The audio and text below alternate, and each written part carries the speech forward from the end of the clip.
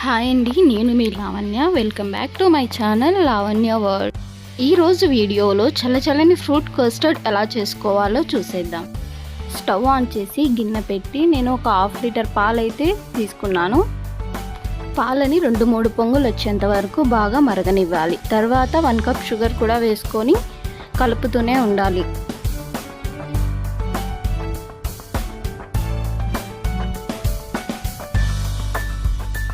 ఇప్పుడు ఒక చిన్న కప్పులో 2 స్పూన్స్ కస్టర్డ్ పౌడర్ తీసుకొని అందులో పాలు పోసి ఉండలు లేకుండా కలుపుకోవాలి.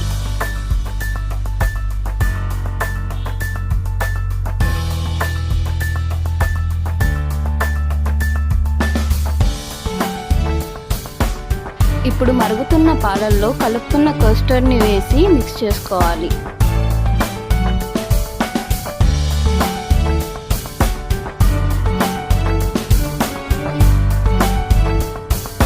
ఇప్పుడు 1 స్పూన్ యాలకుల పొడి కూడా వేసుకొని బాగా కలుపుకోవాలి. అలాగే ఒక 3 to 4 డ్రాప్స్ వెనిలా ఎసెన్స్ కూడా వేసుకొని బాగా కలుపుకోవాలి. కస్టర్డ్ పౌడర్ వేసుకున్న 2 to 3 మినిట్స్ లోపే కన్సిస్టెన్సీ కూడా చాలా థిక్గా అయిపోతుంది. ఇప్పుడు ఈ కస్టర్డ్ని మొత్తం ఒక బౌల్లో ట్రాన్స్ఫర్ చేసేసుకోవాలి. కస్టర్డ్ని రూమ్ టెంపరేచర్లో వచ్చేలోపు కస్టర్డ్ మిక్స్కి కావాల్సిన ఫ్రూట్స్ని కట్ చేసుకొని పెట్టుకోవాలి. కట్ చేసి పెట్టుకున్న ఫ్రూట్స్ని ఒకటి తర్వాత ఒకటిగా కస్టర్డ్ మిక్స్లోకి వేసుకొని బాగా మిక్స్ చేయాలి.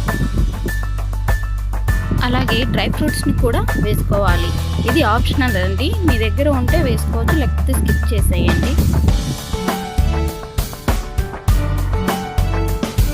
చేసిన ఫ్రూట్ కస్టర్డ్ని 2 గంటల పాటు ఫ్రిడ్జ్లో పెట్టుకొని తర్వాత సర్వ్ చేసుకోవాలి.